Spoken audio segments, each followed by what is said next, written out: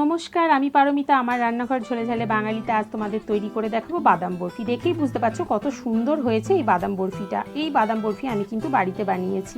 আজকে রাখি পূর্ণিমা, তাই ঝটপট বানিয়ে ফেলো ভাইয়ের জন্য বা দাদার জন্য এই বাদাম বরফি। খুব অল্প উপকরণ লাগে, অল্প খরচের মধ্যে করার চেষ্টা করেছি। মাত্র 4টে উপকরণ লাগে আর খেতে অসাধারণ লাগে। পুরো বাজার চলতি বাদাম বরফির থেকেও অনেক বেটার এর টেস্ট। আর নিজের ভাইয়ের জন্য তৈরি করার মজাটাই অন্যরকম। এখানে দুটো বারবান বিস্কুট নিয়েছি, দেখতে পাচ্ছ। দুটো বারবান বিস্কুটের বদলে অন্য চকলেট বিস্কুটও তোমরা নিতে পারো। মিক্সিং জারের মধ্যে এরকমভাবে ভেঙে টুকরো করে নিচ্ছি। এখন যা পরিস্থিতি চলছে কোভিড-19-এর জন্য, তাতে বাইরে থেকে কোনো রকম খাবার না কিনে এনে বাড়িতে তৈরি করাই ভালো। এবার বিস্কুটটাকে যখন গুঁড়ো করবো মিক্সিতে, তখন মনে রাখতে হবে মিক্সিটা অন করেই অফ করে দিতে হবে, অন করেই অফ করে দিতে হবে। 1 সেকেন্ডের জন্য অন, তারপরেই অফ। নইলে একভাবে বিস্কুটটা গুঁড়ো করে নিলে কিন্তু বিস্কুটের অরিজিনাল যে ময়েশ্চারটা থাকে সেটা কিন্তু নষ্ট হয়ে যায়। দেখো কত সুন্দর গুঁড়ো হয়ে গেছে। এবার রুম টেম্পারেচারে রাখা একদম অল্প একটু দুধ নিয়েছি। এই দুধটা দিয়ে যতটুকু দুধ লাগবে যাতে এই ডোটা মেখে নেওয়া যায়। খুব ডোটা যেন নরমও না হয় আবার শক্তও না হয়। দেখো আমার এখানে 3 চামচ মতো দুধ লেগেছে।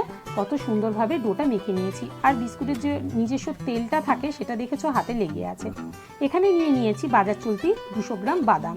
তোমরা কিন্তু খোলাওয়ালা বাদামও নিতে পারো, তাতে কিন্তু খোলা ছাড়ানোর ঝামেলাটা থাকে। আর খোলা ছাড়া বাদাম নিলে তাতে আর খোলা ছাড়াতে হয় না আলাদা করে। এবার হালকা করে ভেজে নিচ্ছি বাদামটাকে 2 মিনিটের জন্য। এবার মিক্সির মধ্যে এই বাদামটা নিয়ে নিলাম। বিস্কুটটা যেভাবে গুঁড়ো করেছি বাদামটাও কিন্তু ঠিক সেইভাবে গুঁড়ো করতে হবে। একবার মিক্সিটা অন করতে হবে, আবার অফ করতে হবে। এইভাবে 3-4 বার করার হলেই বাদামটা কিন্তু খুব সুন্দর গুঁড়ো হয়ে যাবে। এবার বাদামটা আমি ভালো করে ছেঁকে নিচ্ছি, বাদামের গুঁড়োটা যাতে বাদাম ভেতরে গোটা বাদাম না থেকে থাকে। ভালো করে ছাঁকা হয়ে গেছে। এবার দেখো যেটুকু বড় দানা বাদামগুলো রয়েছে সেটা আমি পরে গার্নিশিং করতে কাজে লাগিয়ে নেবো, এটা ফেলবো না। এবার আমি বাজার চলতি গুঁড়ো দুধের প্যাকেট নিয়েছি। 5 টাকা দামের 4টে গুঁড়ো দুধের প্যাকেট। তোমরা চাইলে 2টো গুঁড়ো দুধের প্যাকেটও নিতে পারো। এখানে 4 টেবিল চামচ গুঁড়ো দুধ লাগছে। আমি ভালো করে ঢেলে নিচ্ছি। একটা 5 টাকার প্যাকেটে 1 টেবিল বড় চামচের 1 চামচ গুঁড়ো দুধ হয়। খুব ভালো মতো মিশিয়ে নিচ্ছি বাদামের সাথে। এবার কড়ার মধ্যে 1 বাটি চিনি দিচ্ছি। 1 বাটিতে প্রায় 150 গ্রাম চিনি আছে। এই 150 গ্রাম চিনির জন্য ওই বাটির মাপেই 1 বাটি জল নিয়ে নিলাম। খুব ভালো মতো চিনিটা গলা অবধি অপেক্ষা করছি। এবার এখানে দিয়ে দিলাম 1/2 চামচ এলাচ গুঁড়ো। এলাচ গুঁড়োর গন্ধটা মিষ্টিতে খুব ভালো লাগে। এবার চিনিটা ভালো মতো দেখো গলে গেছে। চিনির রসটা কিন্তু খুব বেশি ঘন বা খুব পাতলাও হবে না। সুগার সিরাপটা রেডি হয়ে গেছে। এর মধ্যে দিয়ে দিলাম 3 ড্রপ গ্রিন ফুড কালার। তোমরা অন্যান্য কালার ব্যবহার করতে পারো, এটা অপশনাল, এটা বাদ দিলেও হয়। এবার গ্যাসটা অফ করে দিয়েছি। বাদাম আর গুঁড়ো দুধ দিয়ে যে মিশ্রণটা আগেই তৈরি করে রেখেছিলাম সেটা অল্প অল্প করে দিয়ে চিনির রসের সাথে ভালো করে মিশিয়ে নিচ্ছি। আমার ভিডিওগুলো তোমাদের ভালো লাগলে প্লিজ লাইক করো, শেয়ার করো। আর নতুন বন্ধুরা যারা সাবস্ক্রাইব করোনি তারা অবশ্যই সাবস্ক্রাইব করো, আর পাশে বেল আইকনটিতে অবশ্যই ক্লিক করো। এবার গ্যাসটা অন করে নিয়েছি। খুব ভালো করে 4 থেকে 5 মিনিট খুব ভালো করে নাড়লেই কিন্তু এই দেখো আগের তুলনায় কিন্তু এটা জমাট বাঁধতে শুরু করে দিয়েছে। এবার আমি অল্প একটু হাতে তুলে নিয়ে দেখছি ভালো মতো বলের মতো তৈরি হয়ে গেছে, হাতে একটুও লেগেনি। তাহলে এটা কিন্তু রেডি। তাহলে বাদাম বরফির ডোটা রেডি হয়ে গেছে। এবার একটা টিফিন বক্স নিয়েছি। স্কোয়ার টিফিন বক্সে বসালে বরফিটা খুব ভালো কাটে। এবার এর মধ্যে দিয়ে দিলাম বাটার পেপার। এখানে বাটার পেপারটা দেওয়ার একটাই কারণ, বরফিটা ঠান্ডা হওয়ার পর খুব ভালো মতো উঠে আসে। এবার গরম গরম ডোটা এর মধ্যে দিয়ে একটা স্প্যাচুলা দিয়ে খুব ভালো করে সেট করে নিচ্ছি। বাদাম বরফির ফার্স্ট লেয়ারটা রেডি। এবার যে গুঁড়ো বাদামটা ছিল সেটা এর ওপর ছড়িয়ে দিচ্ছি, আর 5 মিনিট রেখে দিতে হবে ঠান্ডা করার জন্য। এবার একটা প্লাস্টিক নিয়ে নিচ্ছি।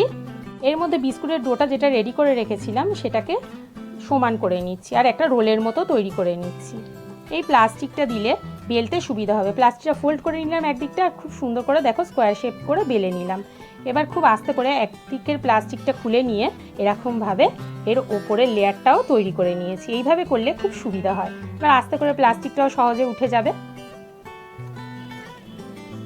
এবার একটা প্যাচুলার সাহায্যে খুব ভালো করে ওপরের লেয়ারটাকেও ভালো করে বসিয়ে দিচ্ছি। তোমরা কিন্তু এই টিফিন বক্সের পরিবর্তে অন্য জায়গাতেও বসাতে পারো।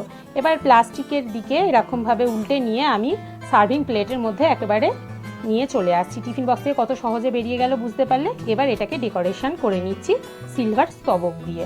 এটা কিন্তু অপশনাল, এটা তোমরা বাদও দিতে পারো। 20 মিনিট রেখে দেবো ঠান্ডা হওয়ার জন্য। ভালো মতো ঠান্ডা হয়ে গেছে, বাটার পেপারটা তুলে নিচ্ছি। এবার এটাকে ভালো করে তোমাদের ইচ্ছা মতো যে যেরকমভাবে কাটতে চাও এরকমভাবে কেটে নিয়েছি। দেখতে পাচ্ছ কত সুন্দর তৈরি হয়েছে, একদম কিন্তু বাজার চলতি বাদাম বরফির মতো, খেতে খুব ভালো লাগবে। ঝটপট বানিয়ে ফেলো, নিজে খাও, ভাইকে দাও। এবার এর ওপর দিয়ে পেস্তা কিছুটা আমি দিয়ে ডেকোরেশন করে নিচ্ছি। তাহলে বুঝতে পারলে কত সুন্দরভাবে কত অল্প খরচে তৈরি হয়ে গেল এই সুন্দর বাদাম বরফি। এটা কিন্তু রাখির দিনে ভাইকে দেওয়া দিদি বা বোনের স্পেশাল উপহার। খুব ভালো থেকো, মজা করো আজকের দিনটা। নমস্কার।